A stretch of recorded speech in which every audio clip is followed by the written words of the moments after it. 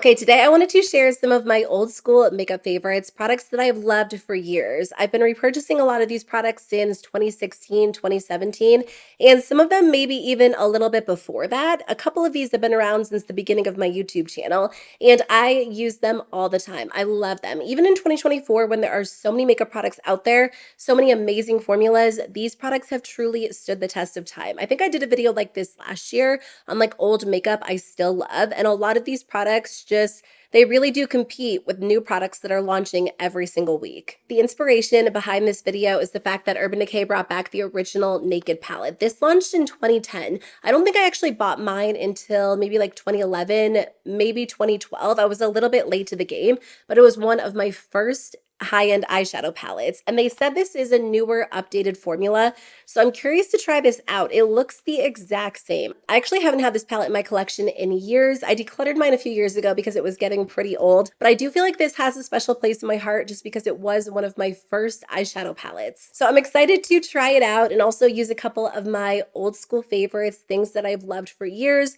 that have truly stood the test of time. So let's get started. So I actually have two different primers. I'm not sure which one I'm going to use today. The first one I guess I'll mention is the Smashbox Photo Finish Primerizer Plus. This had a little bit of a makeover a few years ago, but when it came out back in like 2016, it became an instant favorite for me, which is so interesting because at the time I was reaching for incredibly mattifying products. Like I would use a matte primer, a full coverage matte foundation, powders, everything matte. And this is a very thin, very hydrating, almost serum-like texture. So if you have dry skin or you love that good, refreshing feel when it comes to a primer, this one is great. I still love this. I think it does a great job of just leaving your skin feeling refreshed, feeling hydrated, and it doesn't necessarily lock your makeup into place longer, but it just creates a very nice, hydrated, glowy base. I can't even tell you how many bottles of this I've gone through. Another primer that did have a little bit of a makeover is this one from Catrice as well, which I think I discovered around the same time. This is the Mattifier Oil Control Primer, and this actually used to be called the Keep Me Matte Primer. It came in like a completely white bottle, but the formulas are the same. Now this one is a little bit more ideal if you do have oily skin or you deal with textures or large pores, because it just creates a very smooth, very even base before you go in with foundation. And this does extend the wear of your makeup just because it keeps your skin super matte throughout the day. I think that's the one that I will use today. I feel like these days I kind of use the e.l.f. Liquid Poreless Putty Primer in place of this because that one is maybe slightly more mattifying, but they are very, very similar. So if you like that, but you just want to try something a little bit different, this one could be a great alternative. Before I go in with foundation, I am going to apply just a little bit of eyeshadow primer. This is from Urban Decay. It's just the original eyeshadow primer potion, which I distinctly remember using this when I first started my YouTube channel. And I think the first time I tried this, I got it in the very first Ipsy, or I think at that time it was called the My Glam bag, and I'm pretty sure that was the first time I actually tried it out. So that's how long I've loved this product. I actually haven't had it on rotation in a little while. These days I'm not using eyeshadow primer as much. I'll just use like a little bit of concealer and powder, but this is something that I've loved. And I remember it used to come in like that cute packaging where it was kind of shaped like it had like this big dome in the middle, and to get it all out, you'd have to like actually cut it open and scrape it out. My preferences have changed a lot over the years when it comes to foundation, but there is one product that I have repurchased so many times over the years that is still an absolute favorite of mine. It's the Catrice HD Liquid Coverage Foundation. So I have the shade Light Beige, which I think should match. It might be just slightly too light for me right now, but if that's the case, I'll just kind of make up for it with bronzer. It's funny because this product went viral before going viral was really a thing. I remember this absolutely blowing up on YouTube back in the day, and I feel like I still do see people discovering this foundation for the first time.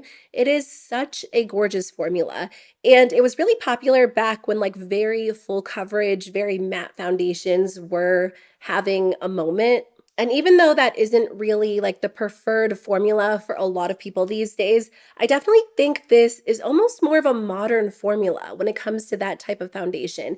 It is very, very thin. It has a super runny, almost like serum texture to it. So it doesn't feel heavy or cakey or too thick as you're applying it to the skin, and it blends out in seconds. It just melts into the skin in the best way. I personally just deal with a lot of redness. I have breakouts, scarring, and this covers everything, but it doesn't feel heavy. It doesn't look cakey on the skin. I don't know. I feel like Catrice needs to have like a big marketing push for this foundation again in 2024 for all the people who haven't tried it before, because it really is such a gorgeous formula. I'm just going to go in and lightly build it up around the cheeks and anywhere where I'm dealing with just a little bit of redness. I think the shade is okay. It's maybe just slightly, the undertone is maybe just a little bit off, but I feel like in the end it will come together. Okay, so for concealer, I still love the Too Faced Born This Way concealer. I haven't been using it as much over the last year or two, and that's just because there have been so many good concealer launches, and I don't think this formula, I don't know that it's, what am I trying to say? There have been so many good concealer launches that I tend to reach for a little bit more often. I'm literally sitting here thinking because I don't know where I'm trying to go with this sentence. I guess what I'm trying to say is that I don't know that the new concealer launches are necessarily better. Like, I think this formula really does hold up so well next to them. It's like that trap that you fall into where you try something new and then the older products get pushed to like the back of your makeup drawer or the bottom of your makeup bag. And that's really why I try to make an effort to rotate through my collection every season. And I film my everyday makeup drawer videos because I don't want products to really get lost in the shuffle, but inevitably it does happen. And every single time I use this, I'm like, oh, that's why I love it. It looks so good on the skin. Like, it has this gorgeous satin finish to it, but it doesn't look heavy or cakey. It's not thick, and it feels like it definitely has a nice moisturizing feel to it, but it stays in place really, really well, even during the summertime. I think this shade is maybe a little bit more yellow toned than I would typically go these days, but this comes with so much product. So even though I've been using it for like 7, maybe even 8 years at this point, I haven't had to repurchase it a ton because you get 0.5 fluid ounces. Anyway, this is an absolutely gorgeous formula, something that I still love. And I actually use this in place of foundation all the time. That's probably the way that I use it the most. Like, if I'm in a hurry, I'll just use this as an actual foundation and just go in and like blend it all over and set it with powder because it looks so good on the skin, but it also stays in place well. To set that concealer, I'm just going to be using this powder from Essence. This is the Brighten Up Banana Powder. So I feel like I recently rediscovered this, or I guess just like fell back in love with it. But again, it's been a favorite of mine for years. Just like before this video, I sat down and like searched my channel to see when I first mentioned these products, just out of curiosity. And I have favorites videos from like 2017 where I talked about this. And honestly, with the amount of products I try out, and really powders, like for a powder to stay a favorite for that long, that's how I know it's a good product. The texture of this is really nice. I almost wish they would create it in like different colors, not just the yellow tone, because it's so smooth on the skin. Like, it has a little bit of a silky feel to it, but sometimes you don't want like the bright yellow tone. A few other powders that have held up for me, the Essence All About Matte. I probably discovered this right around the same time. This is a super matte powder, but I go through one every single summer because it's such a good touch-up powder when your skin is extremely oily or it's just very, very hot outside. Also, the Flower Beauty Light Illusion. This is one of the first Flower Beauty products I ever tried, and I still love this. So I wear the shade Light, or I use the shade L1 Porcelain. I'm actually going to use this to set the rest of my makeup into place. This is so incredibly smoothing. It looks amazing on the skin every single time. What I like about this is it does have a little bit of coverage too. So you get a little bit of that when you're using like a large fluffy sponge, but if you were to use a velour puff or the sponge it comes with, you'll see that even more. And I feel like it can almost act as like a powder foundation. Here's the sponge it comes with. For brows, I do have the e.l.f. Wow Brow. I hope this is the right shade. The sticker came off, so I can't tell. Oh, by the way, I got a new mirror. So I used to use the smaller version of this. It was like a round silver one. And a lot of you always asked me, like, where did you get that?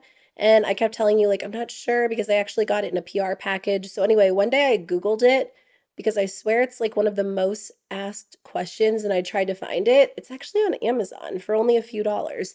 So they do have the round silver one, but they also have these bigger ones. It just looks so beautiful. It looks a lot more expensive than it is. I think this was like $10 or $11, but it has like that crushed or like crumpled metal look. I just think it's really pretty.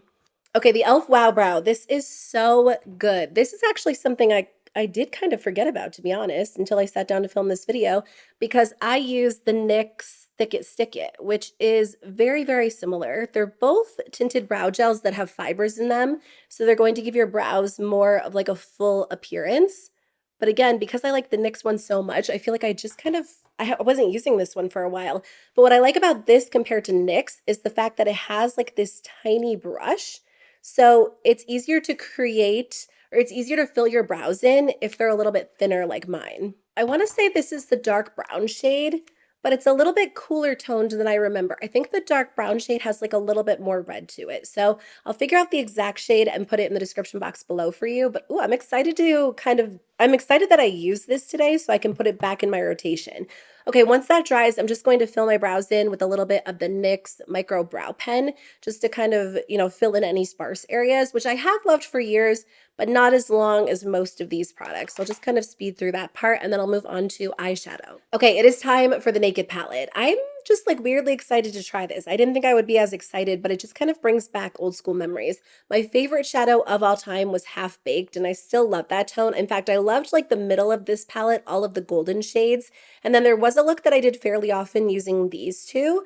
I don't remember liking Sidecar that much back in the day, but that's probably the one that calls my name the most. I actually forgot that there were mainly shimmer shadows in here and like satins and not as many mattes, which honestly in 2024 I'm all about. So I think I'll start with the matte shadows, and then I think I might go with these tones and then add a little bit of Sidecar on top. So let's start with Naked, and then I'll probably go in with Buck just to darken up the crease. And let's just use the brush that comes with the palette. So how do you feel about the Naked palette being back? Are you excited about it? When I asked you on Instagram, I feel like the responses were pretty split.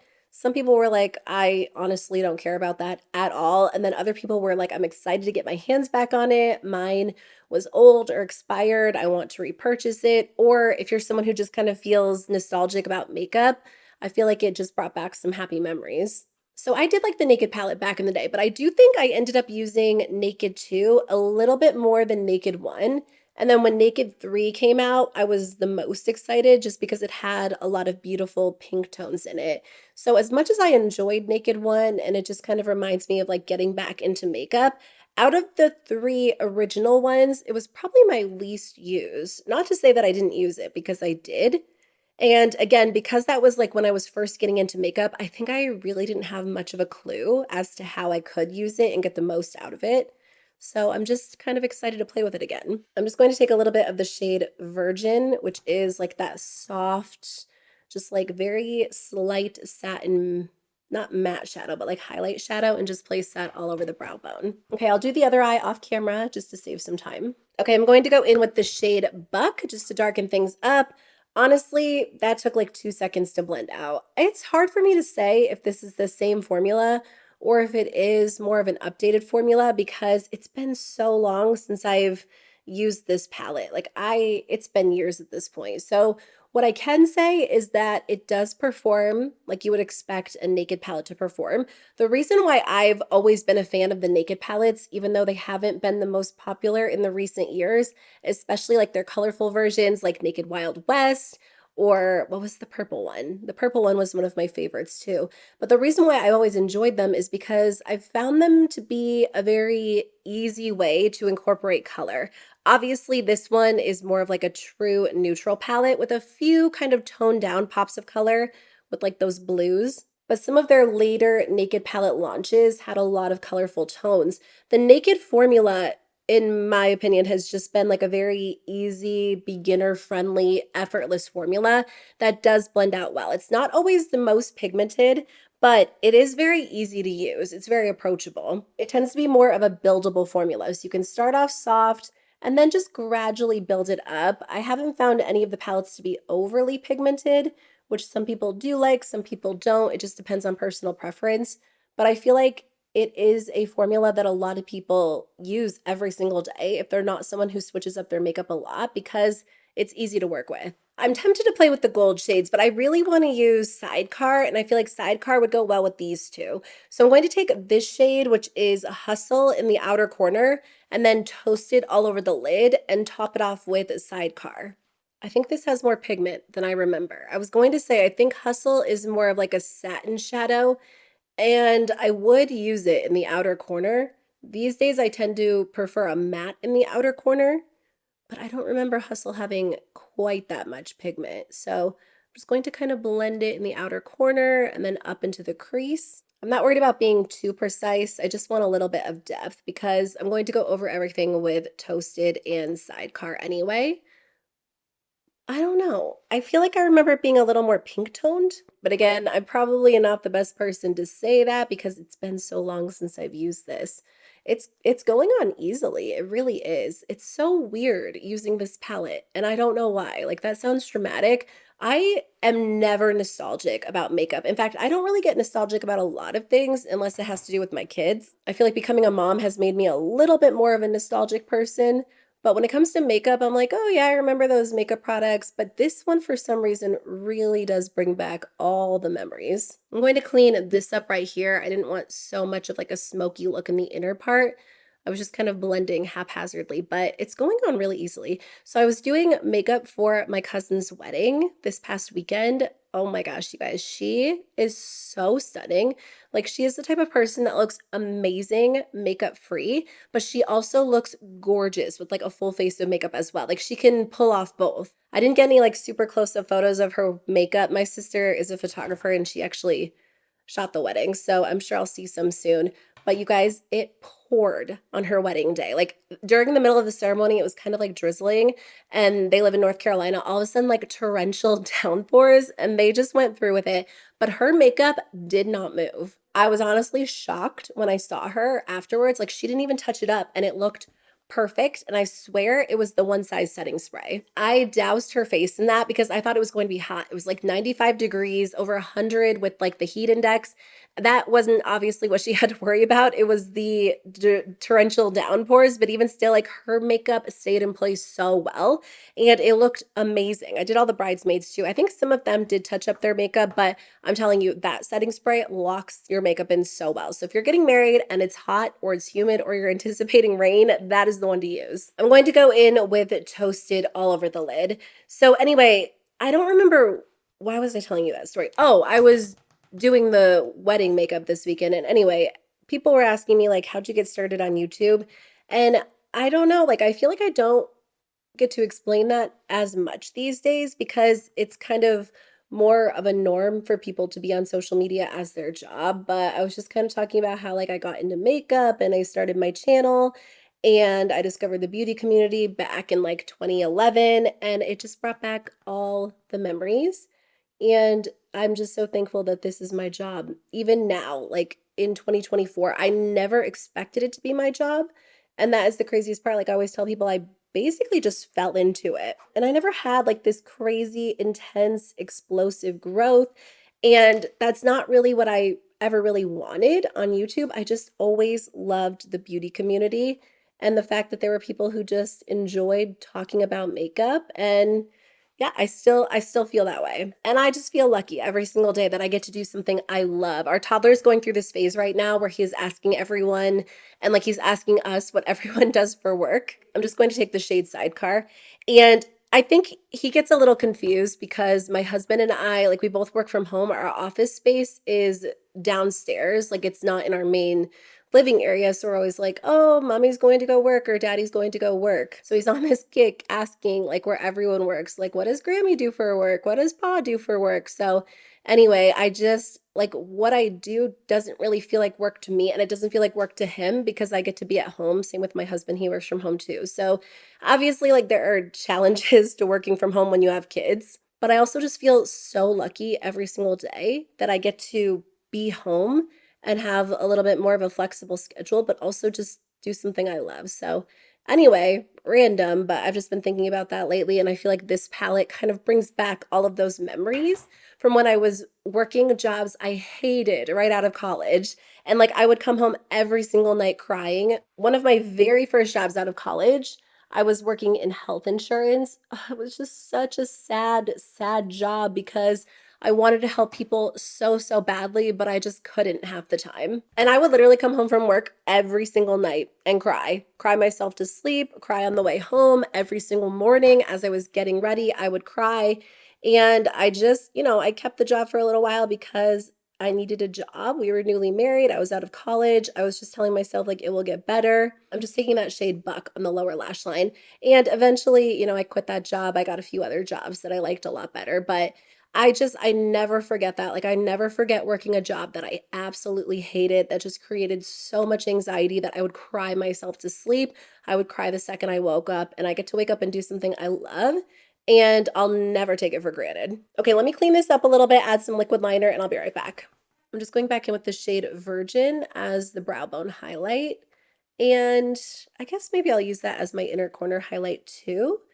It's pretty. It's just very soft, but I feel like it does add a touch of brightness. This does feel like the old school formula, just a little bit better. The shadows are like extra smooth, a little bit more on the blendable side that I remember.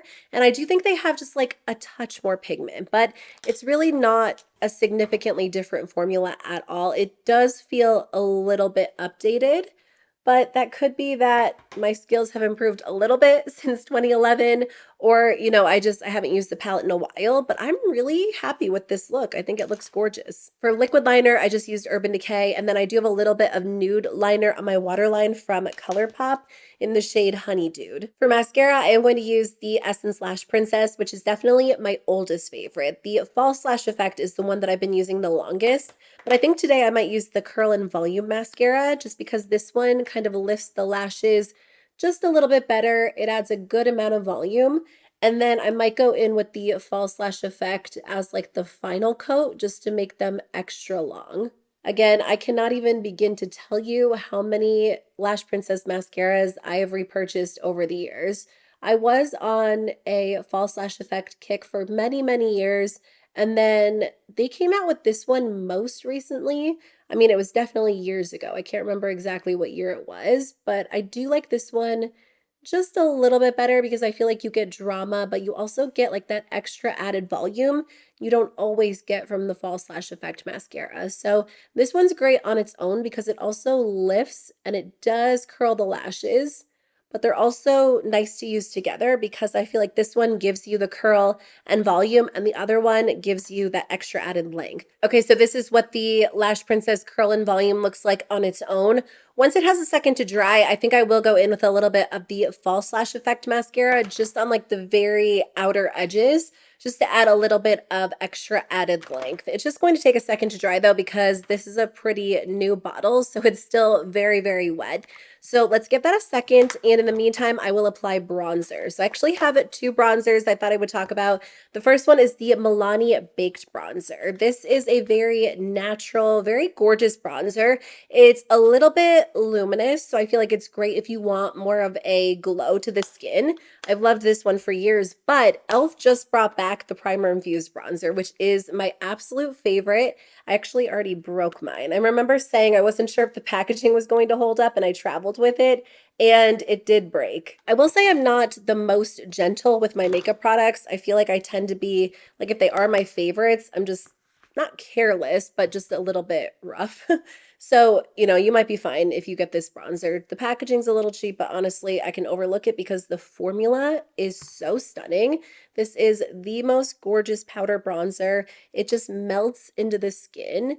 And I think the new NYX Buttermelt bronzers are great too, but after using this one for like the last month or two, I like this one better because it's not quite as well. The NYX Buttermelt bronzers kind of have a glow to them too. This one doesn't have a glow. It's just like a regular old school matte bronzer, but it's so creamy, so smooth on the skin. So it just looks great. It just blends in really well. So I'm really happy they brought it back. I don't know that they ever officially discontinued it, but it was like they had discontinued every single shade except one. And then now they re-expanded, they added new shades. So I think there are like 6 or 7, which is really nice to see. Okay, then I'm just taking the False Lash Effect mascara and layering that right on top, just for a little extra added length. And yeah, it just takes it to the next level. Like you can see the difference between this side and this side. I used to love layering mascaras, but it's been a little while. I feel like I've kind of been on like a one mascara kick, and I didn't have both of these open at the same time for a little while. Okay, wow. I honestly forgot the difference this mascara can make. I mean, on its own, it's great, but I feel like it just works so well with a voluminous mascara underneath. It's just a little bit clumpy in this one spot. Once it dries, I will go in and kind of comb that out. But look at the difference between these lashes and these lashes. Okay, I'm just taking a little bit more of the shade Sidecar and just kind of touching up the lid. Wow, I do not remember this shadow being so gorgeous. It kind of reminds me of the Moon Dust shadows, like very sparkly, very beautiful. I do honestly, like, the more that I use this palette, I do think it is a little bit of an updated formula because I don't remember it looking so vibrant on the eyes. As for blush, one of my old school favorites is the Milani Baked Blush formula. This is still so good. I'm actually just going to take my bronzer brush and use this to apply this on top. I'm just going to take a very small amount. Ooh, I forgot. This is one of the more pigmented shades for sure. I'm actually going to wipe quite a bit of that off and just apply a light amount on top. I feel like these still get a lot of hype. I mean, as they should. They're so stunning, so beautiful. And I do feel like baked blushes and glowy blushes, they've been in for a long time. And Milani honestly was kind of ahead of the game with these. And their formula is still so, so stunning. So I just have a very, very small amount on. For highlighter, I still have a really old formula in my collection. This is from Becca. It's their Shimmering Skin Perfector. So I actually have two. I have Opal and Champagne Pop. Today I'm actually going to use Opal. I feel like that goes better with my makeup look. I think the Rare Beauty highlighter formula is kind of like it's kind of what this was to me back then. Like, it definitely gives me a gorgeous glow. It has a glass skin-like finish, a glass, oh my gosh, a glass-like finish on the skin. But at the time, these Becca highlighters were truly iconic. Wow, it's still really gorgeous on the skin. I haven't used this in a little while. I know they're still available. When Becca closed down, Smashbox actually took over or started, oh my gosh, you guys, I cannot get the words out. Smashbox kept selling this product. So it is still available on Sephora's website and on Ulta's website too. For lips, I'm going to use the ColourPop Lippy Pencil in the shade Cool BFF, my absolute favorite lip liner formula. It's really good. I do think they improved these over the years. Like, they've gotten a little bit better. They're extra creamy, very smooth. They actually lock whatever lip product I'm wearing into place really well, and they just have the best shade selection. And then for lipstick, I'm actually going to use this Urban Decay lipstick in the shade 1993. Now, Urban Decay has redone their lipsticks as well, and the formulas are a little different. They do have different shades than they originally had. This is one of the old school lipsticks. It's their Comfort Matte formula, and it's very comfortable. I don't think they actually have this shade in the new line, which honestly sucks because I love this color. I feel like it is kind of like the perfect grungy 90s. Sorry, I can't talk and do this at the same time. 90s brown tone nude. Okay, so here's how the look came together in the end. Honestly, I really like it. This is kind of more of like a fall makeup look for me personally. I tend to reach for like the grungier lip colors and the cooler toned eyeshadows during the fall, but it kind of feels like fall today. Like, it's 70 degrees, it's cooler, it's cloudy out. I'm excited to keep using this. Honestly, it is a little bit better than I remember, but like I said, that could be a combination of the fact that I haven't used it for a few years and maybe my skills have improved just a little bit, but I don't remember especially the shade Sidecar being so sparkly and so pretty. And it was fun to kind of use this and just remember those old school makeup days when I was so excited about makeup and I was just getting into it.